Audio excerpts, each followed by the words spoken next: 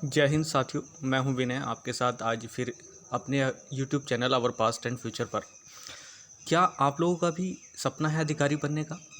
और अगर हाँ में आपका जवाब आता है तो आप लोगों के लिए वीडियो है और आप लोग इसको देखिएगा और एंजॉय करिएगा। और कोशिश ये करिएगा कि इस बात को आप लोग पूरी तरीके से समझ लें। और समझने के बाद अगर आपके मन में कुछ ऐसा लगता है कि हाँ आपको भी करना चाहिए तो देन स्टार्ट। और आपको जानकारी तो हो गई होगी कि अभी हमारी जो इलाहाबाद हाई कोर्ट आरओ की टाइपिंग थी वो किसी वजह से पोस्टपोन हो गई है। पहले मेरा विचार था कि आप उसके साथ जो अपने अनुभव है मैं शेयर करूं, जो प्री एग्ज़ाम क्वालिफाई करने तक के और टाइपिंग के एक साथ। लेकिन अब टाइपिंग में डिले है तो मैंने सोचा कि पहले ही आप लोगों के साथ शेयर कर देता हूं। तो चलिएगा बिना किसी देर के हम लोग इस पे काम करते हैं और ये देखते हैं कि आखिर कैसे हम लोग अपने चीज़ों के साथ अपने जो साधन हैं उनके अनुसार हम अपने मार्क्स बढ़ा सकते हैं और we can achieve something what we want. और अगर हम लोग सफल होते हैं उस चीज़ में तो हमारे लिए एक विशेष चीज़ होगी। और बाकी तो सारी चीज़ें जैसे चल रही हैं वैसे चल ही रही हैं। तो चलिए, अगर आप लोग भी चाहते हैं एक ऑफिसर बनना तो आपके लिए इलाहाबाद हाई कोर्ट समीक्षा अधिकारी और सहायक समीक्षा अधिकारी एक बेहतर विकल्प हो सकता है। लेकिन इसके लिए बहुत सारी चुनौतियाँ भी आपके सामने होंगी और उन चुनौतियों को हमें कैसे टैकल करना है तो उस चीज़ के लिए हम लोग यहाँ पर देखने वाले हैं कि हमें क्या क्या रणनीतियाँ उसके लिए अपनानी हैं। तो मैं आपसे रणनीति बदलने के लिए नहीं कह रहा। जो लोग तैयारी कर रहे हैं या किसी वजह से उनके मार्क्स कम रह गए हैं तो मैं उनसे स्ट्रेटजी बदलने के लिए नहीं कह रहा। बस मैं ये कह रहा हूँ कि अपनी स्ट्रेटजी के साथ दो बातें हमारी भी ऐड कर लीजिएगा, ताकि हो सकता है कि आप लोगों को नंबर बढ़ाने में बहुत बहुत ज़्यादा हेल्प मिल जाए। तो चलिएगा। और हाँ, वो जो लोग ऐसे हैं जो अभी क्वालिफाई कर चुके हैं ये एग्ज़ाम, तो वो अपना सपोर्ट मुझे दें। और जो भी कुछ बातें इसमें वीडियो में रह गई हैं मेरे एक्सपीरियंस के अलावा, तो वो लोग भी अपना एक्सपीरियंस कमेंट वाइज इसमें ऐड करते हैं। तो होगा क्या इससे कि जो लोग फर्दर तैयारी करने वाले हैं या किसी वजह से लूज़ कर रहे हैं वो लोग अपनी तैयारी को और ज़्यादा बेहतर बना सकते हैं। बस यही चीज़ है। तो चलिएगा, to be an officer is easy, it's not easy, it requires more energy, more time, more hard work, etc। तो आप लोग देखेंगे जो एक ऑफिसर बनना है इतना आसान तो नहीं है। अगर लोग कहते हैं कि मुश्किल नहीं है तो समझ लीजिएगा उतना आसान भी नहीं है। तो कौन कौन सी चीज़ें हैं वो जो लोग इसको कठिन बना रही हैं वो सारी बातें हम लोग चर्चा करेंगे। लेकिन आपको ये ध्यान रखना है कि इसके लिए आपको और एग्ज़ाम से ज़्यादा एनर्जी चाहिए, और एग्ज़ाम से ज़्यादा टाइम चाहिए, और चीज़ों से ज़्यादा हार्ड वर्क चाहिए, और पेशेंस भी और चीज़ों से ज़्यादा चाहिए। तो चलिएगा, but everything can be achieved by the dint of our efforts. तो ये एक फ्रेज़ होती है, अगर आप लोग इंग्लिश पढ़ रहे होंगे तो अपने दम पर, अपने प्रयासों के दम पर, अपने कोशिशों के दम पे हम लोग इसको भी अचीव कर सकते हैं। तो आओ मिल कर के करते हैं, देखते हैं कौन कौन सी चीज़ें इसके लिए रिक्वायर्ड है। तो सबसे पहले मैं कुछ मोटी मोटी बातें आपके साथ शेयर कर देता हूँ ताकि आप लोगों को दिक्कत ना हो और कहीं जाने की और अन्य चीज़ों को समझने की। तो चलिएगा, पहले एज फैक्टर देख लेते हैं। तो साथियों, आपको अगर जानकारी हो तो अच्छी बात है, नहीं है तो आपको जानकारी होगी कि 21 से 35 साल, तो जो मिनिमम एज है 21 ईयर है, मैक्सिमम एज है 35 ईयर्स है। आप लोग इसको देख सकते हैं और रिलैक्सेशन इसमें मिला हुआ है।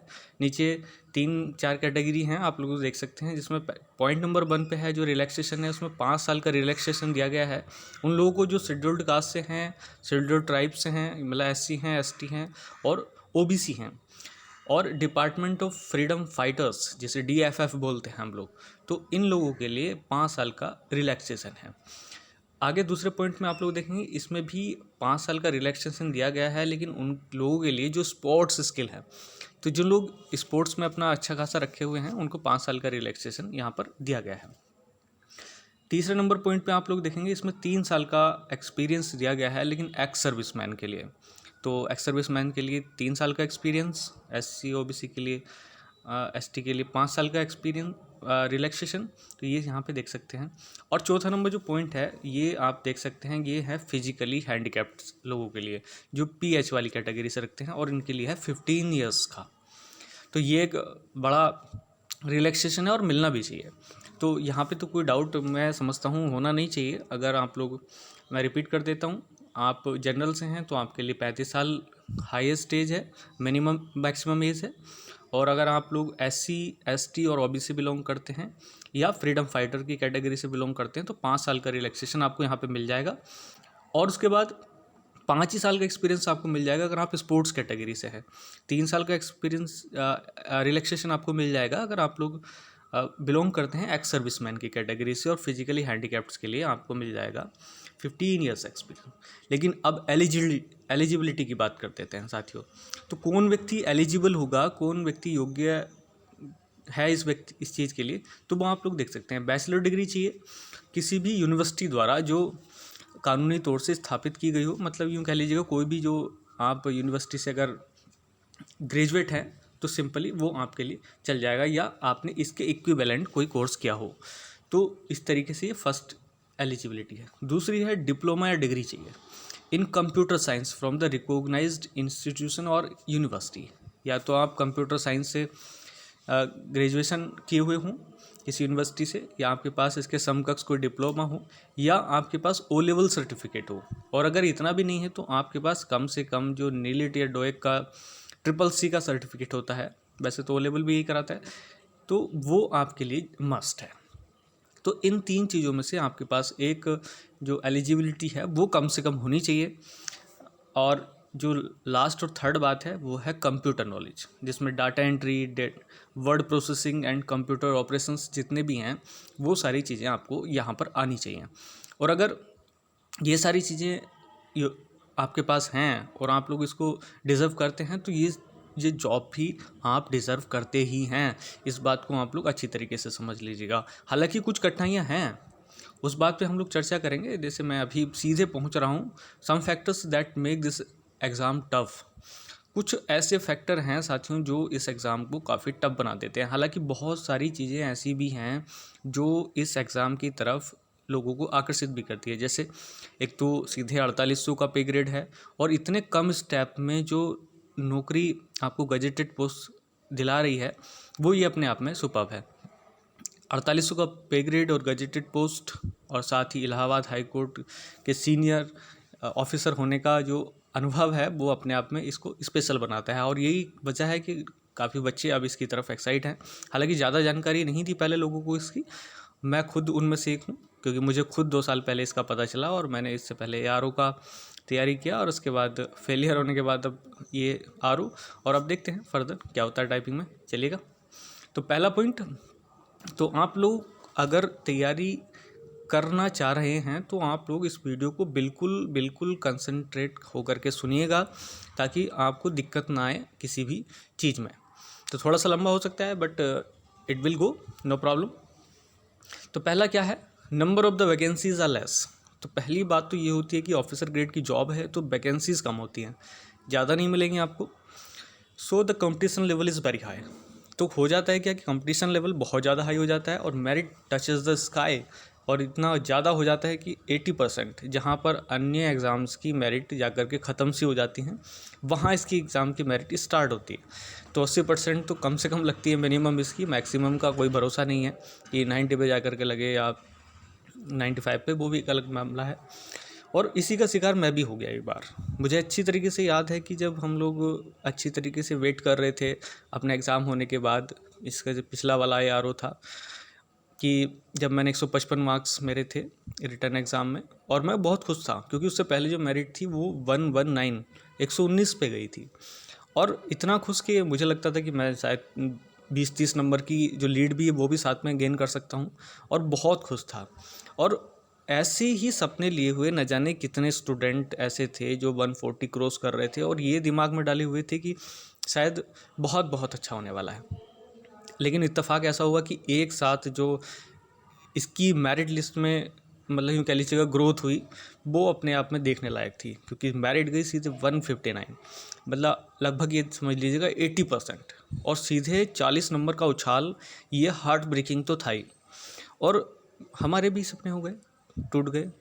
क्या करते, टाइपिंग भी मैंने स्टार्ट कर दी थी, सब काम कर दिया था, और मेरे जैसे न जाने कितने हज़ारों बच्चे ऐसे थे जो इसी चक्कर में वेट कर रहे थे, और उनका सपना भी इधर से उधर हो गया। तो पहली बात तो आपको जो चैलेंज है इस एग्ज़ाम में वो ये है कि आपके लिए वैकेंसीज ज़्यादा नहीं रहेंगी। हालांकि स्टेप कम है, मगर उतनी ही ज़्यादा थोड़ी सी प्रॉब्लम भी है। तो पहली प्रॉब्लम अगर आप लोग फेस कर सकते हैं देन कंटिन्यू। दूसरी प्रॉब्लम यह है कि too many subjects are the part of this exam. और स्टेट लेवल का खास करके उत्तर प्रदेश में मैंने कोई अभी ऐसा एग्ज़ाम नहीं देखा जिसमें इतने सारे वेरिएशंस हो। टीईटी की बात नहीं कर रहा, मैं ऑफिसर ग्रेड पे बात बता रहा हूँ। तो जितने स्किल्स इसमें चाहिए वो शायद किसी और एग्ज़ाम में नहीं चाहिए। तो जैसे थोड़ी सी बात यहाँ पे देख लेते हैं कि जैसे जनरली इंग्लिश और कंप्यूटर, ये स्टेट लेवल एग्ज़ाम्स में बहुत कम पूछे जाते हैं या लगभग नहीं पूछे जाते। लेकिन ये एग्ज़ाम ऐसा है कि इसमें और सब्जेक्ट के साथ साथ, जिसमें हर प्रकार की चीज़ें हैं वो हम आगे डिस्कस करेंगे, उसके साथ साथ इंग्लिश और कंप्यूटर को मस्ट किया गया है, और साथ ही टाइपिंग को भी एक स्किल के तौर पे या कंपलसरी तौर पे लिया गया है। तो मतलब यूँ कह लीजिएगा पढ़ाई का कोई भी पहलू इससे छूटा हुआ है नहीं। तो अगर आप लोग चाहते हैं कि मेरे जैसे एसएससी में हो जाता है कई बार आप लोग इंग्लिश मैथ के दम पे काम कर जाते हैं, तो वैसा इसमें है नहीं। तो ये बात भी आपको अपने दिमाग में डाल करके रखनी है। अभी हम चर्चा करेंगे बाद में कि इंग्लिश और कंप्यूटर, जो कि हमारे उत्तर प्रदेश के जो स्टूडेंट हैं और यूपी बोर्ड के जो स्टूडेंट्स हैं ख़ास तौर से, उनके लिए एक परेशानी का सबब है। तो उस पर कैसे हम लोग ओवरकम करें, ये थोड़ी सी देखने वाली बात होगी। Difficulty level is generally moderate to high. ऐसा भी नहीं है कि एग्ज़ाम जो आ रहे हैं या सवाल जो हमसे पूछे जा रहे हैं वो इजी टाइप के हों तब इतनी ज़्यादा मेरिट जा रही हो। इसी बार का जो आरओ है आप लोग उसको देख सकते हैं कि पिछली बार से कहीं ज़्यादा टफ था, और टफ होने की बाद भी मेरिट 80% गई। उसका रीज़न यही था कि जो वैकेंसीज़ हैं वो पिछली बार की तुलना में हाफ हैं। तो ये सारी चीज़ें आपको देख लेनी है, और अगर आप इनको फेस करने के लिए तैयार हैं तो ऑल द बेस्ट। चौथा, computer skill is compulsory 50 marks. तो वैसे तो इसमें जो मिनिमम क्वालिफ़िकेशन का वो रखा गया है या मिनिमम जो मार्क्स क्वालिफ़ाई करने के लिए चाहिए वो 17 है। लेकिन आपको ये भी पता होगा, जो लोग तैयारी कर रहे हैं और नहीं कर रहे हैं, तो मैं बता रहा हूँ कि 17 मार्क्स से कुछ नहीं होने वाला। ये सिर्फ एक भ्रम है, और अगर ऐसा आप लोग समझ लें कि 17 मार्क में हम हैंडल कर लेंगे तो इट इज़ नॉट पॉसिबल। और इससे बुरी बात तो कोई हो ही नहीं सकती कि हम लोग इतना कुछ करने के बाद प्री क्वालिफाई करने के बाद हम 17 मार्क्स भी ना ला पाएँ। हालांकि कोशिश यही करनी चाहिए कि आप लोग जो लोग 45 प्लस भी ला रहे हैं, नियर अबाउट 50 भी ला रहे हैं, तो कोशिश तो यही होनी चाहिए कि लगभग हम लोग 95% या 90% क्रॉस करें तो ज़्यादा अच्छा है। तो चलिएगा, क्योंकि मार्क्स जुड़ते हैं इसी वजह से। Time given by the Allahabad high court is very less for the both stage 1 and stage 2। ये एक और बड़ा चैलेंज है। और बड़ा चैलेंज इसलिए है क्योंकि जब ये भी वैकेंसीज़ आती हैं, पहली बात तो ये क्लियर नहीं होता कि कब वैकेंसीज़ आ रही हैं। तो फिर भी मैं आपको एक जानकारी के लिए छोटा सा क्लू बता देता हूँ कि इसमें वैकेंसीज़ अल्टरनेट आती हैं, और जब एक एग्ज़ाम कंप्लीट हो जाता है उसके बाद अगली वैकेंसीज आती हैं। अब जैसे ARO की लोग काफ़ी चर्चा कर रहे हैं इधर से उधर, लेकिन वो वैकेंसी तभी आएंगी जब इसका काम निमट लेगा। तो ARO का जब तक एग्ज़ाम नहीं हो जाता तब तक आप ARO का ना सोचें। लेकिन ये ज़रूरी है कि तैयारी तब नहीं हो सकती, तैयारी अभी होगी। तो क्योंकि उस समय आपको टाइम बिल्कुल नहीं मिलने वाला। तो जो लोग तैयार हैं इस चीज़ को हैंडल करने के लिए और तैयार हैं कम समय में ऑफिसर बनने के लिए, जिन्होंने सपना देखा है एक ऑफिसर बनने के लिए, तो वो लोग इसके लिए बिल्कुल तैयार हो जाएं, और आज से अभी से, बिना किसी देर के। और स्टेज 2 का तो बिल्कुल ही हाल बेहाल है। तो आप लोग देख सकते हैं उसके लिए तो बहुत कम समय मिलता है। इस बार तो कोरोना की वजह से थोड़ा सा सभी लोगों को टाइम मिल रहा है, बट द प्रॉब्लम इज़ कि we don't get enough time to improve our typing skills and other skills. तो never be confused, and if you can understand all the points given by me and given by the Allahabad High Court site, then you follow that, and after following you will get success. It's not very hard and not very easy. तो दोनों ही चीज़ें ना तो ज़्यादा भारी है ना ज़्यादा ईजी है, ये सारी चीज़ें आपको देखने वाली हो जाएंगी। चलिएगा, अब हम लोग देखते हैं उच्च एग्ज़ाम पैटर्न को, कि एग्ज़ाम पैटर्न क्या कह रहा है, और उसके बाद हम लोग देखेंगे थोड़े से पॉइंट जिसमें आप लोग हैंडल कर सकते हैं इन सब्जेक्ट्स को अपने उसमें। तो देखिएगा, आप लोग देख सकते हैं पूरी लिस्ट है ऊपर से नीचे तक, जिसमें general science, history of India, Indian national movement, Indian polity, economic, culture, इस तरीके से पूरा भरा हुआ है। और ये current affairs, geography, general intelligentsia, और उत्तर प्रदेश का विशेष ज्ञान, elementary knowledge of computer, English और जनरल हिंदी, इस तरीके से आप लोग देख सकते हैं कि सारी चीज़ें यहाँ पर दी हुई हैं। तो ये सारी चीज़ें कवर करने के लिए आपको बहुत सारा पोटेंशियल चाहिए, और पोटेंशियल इसलिए चाहिए क्योंकि ये 200 नंबर का 200 नंबर का पेपर होगा, और 200 नंबर का पेपर होने के साथ ही साथ आप लोग ये देखेंगे कि यहाँ पर जो 200 नंबर हैं वो हर सब्जेक्ट का ऐसा नहीं है कि विशेष पार्ट बटा हुआ है, लेकिन इसमें जो स्पेशल पार्ट है वो है इंग्लिश और मैथमेटिक्स का, इंग्लिश और कंप्यूटर का। तो इंग्लिश के आपको पता है कि 50 सवाल आने ही होते हैं, कंप्यूटर के भी लगभग 20 सवाल हर साल ही पूछे जाते हैं, तो उस पर विशेष फोकस करना आपके लिए बेहद बेहद बेहद ज़रूरी है। तो उस चीज़ को आप लोग बिल्कुल नेगलेक्ट ना करिएगा, और इसी चीज़ को लेकर के हम लोग आए। और उसके बाद है 15 मिनट का, 2.5 घंटे का तो आपका प्री एग्ज़ाम का हो गया। उसके बाद आपको 15 मिनट की टाइपिंग के लिए विशेष तौर से मिलने वाले हैं कंप्यूटर नॉलेज टेस्ट। हालांकि टाइपिंग तो हम इसको नहीं कह सकते, लेकिन कंप्यूटर बेस्ड टेस्ट, इसमें डेटा एंट्री आप अभी पीछे देख करके आए, word processing and computer functions, वो सारी चीज़ें आपको जानकारी होनी चाहिए। इस तरीके से मिला करके 250 मार्क्स का ये पेपर है। और पिछली बार कट ऑफ आप अगर देखें तो 205.9 समथिंग थी, मतलब 206 के आसपास थी। इतनी ज़्यादा हाई मेरिट भी इसमें जाती है, मतलब 80% प्लस चाहिए आपको। तो इतना पोटेंशियल अगर आप लोग रखते हैं तो आपके लिए जॉब बिल्कुल बनी हुई है, और आप इस जॉब के लिए बने हुए हैं, तैयारी करते रहिएगा। तो चलिएगा, आप थोड़े से पॉइंट हम लोग देखते हैं इंग्लिश और कंप्यूटर के लिए क्या करें।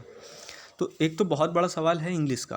तो साथियों, मैं तो अपनी बात अगर बताऊं कि छोटा एक्सपीरियंस तो चाहिए नहीं होगा, क्योंकि पिछले मेरे साथ जो एक्सपीरियंस है वो UPSC exam, UPPSC exam, UP triple SC और एसएससी, कई सारे एग्ज़ाम क्वालिफाई करने का मेरे पास एक्सपीरियंस था, जिसकी वजह से इंग्लिश मेरे लिए ईजी भी हो गई, क्योंकि एसएससी सीजीएल मेंस दिया मैंने 2 बार। तो यहाँ पर आप लोग देखेंगे कि इंग्लिश को कवर करने के लिए एक जो विशेष बुक मुझे बेटर लगी, और शायद इसके सभी पहलू कवर करने के लिए ज़रूरी है, और एसएससी वालों के लिए भी। और आप देखेंगे कि यहाँ पर भी वो है ये इंग्लिश लैंग्वेज की किरण की बुक। तो आप लोग ये किसी भी जनरल स्टोर से आकर ले आएंगे, हर बार इसमें इम्प्रूवमेंट होता है। ये कभी 12,000 प्लस, 8,000 प्लस, 13,000 प्लस, ऐसे करके इसमें सवाल होते हैं, और हर टाइप का सवाल होते हैं। आप इसको एक बार कर लीजिएगा, काफ़ी मोटी सी बुक है, but never need to worry, डरने की कोई आवश्यकता नहीं है, क्योंकि आप अगर कर पा सकते हैं तो पहले ही आप एक बार सारी चीज़ों को समझ लें, उसके बाद ही आगे फैसला लें, क्योंकि बाद में कंफ्यूज ना हो। इसी वजह से ये वीडियो बनाने का मेरा मकसद था। और दूसरी बात आती है कंप्यूटर की। तो देखो, यहाँ पे बैठ के इंग्लिश का ये तो नहीं बताया जा सकता कि कैसे इसको हैंडल करना है, क्या करना है, लेकिन अगर आप लोग पहले स्पीकिंग कोर्स कर लें, जो बिल्कुल नहीं जानते कुछ भी, तो पहले स्पीकिंग कोर्स करें एक बार, और स्पीकिंग कोर्स करने के बाद ही आप इंग्लिश को ट्राई करिए। और अगर ऐसा कर सकते हैं तो बहुत अच्छी बात है। और बात आती है कंप्यूटर की। तो कंप्यूटर के लिए बहुत सारी बुक्स मार्केट में अवेलेबल हैं, और क्या बोलते हैं, अरिहंत की छोटी सी बुक आती है, पतली सी, उसमें चैप्टर वाइज काफ़ी अच्छा दिया गया है। लेकिन मैं ये बताता हूँ आपको कि इतना आसान कंप्यूटर नॉलेज इस बार नहीं पूछी गई थी, तो वो किताब इसके लिए इनफ नहीं थी, जैसे अरिहंत वाली मैं बता रहा हूँ छोटी बुक।